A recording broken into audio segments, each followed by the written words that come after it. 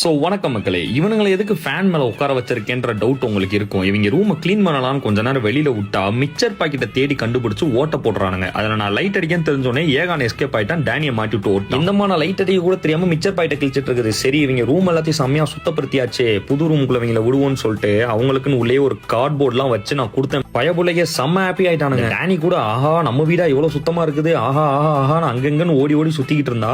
ஆனா நம்ம ஏகான் வந்து அவனுடைய பெட்ரூம் அவனா சூஸ் பண்ணி உள்ள போய் உட்காந்துக்கிட்டான். லைட் அடிச்சதை வந்து கண்டுபிடிச்சிட்டு இப்போ செம்மையான ஒரு கியூட்டான ஒரு விஷயத்த பண்ணுவான் பாருங்களேன்.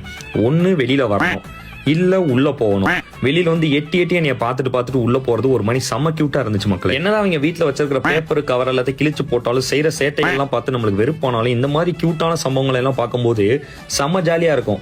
நான் வந்து ஏதாச்சும் இவங்க சேட்டை பண்ணிட்டாங்கன்னா லைட்டா திட்டிடுவேன்.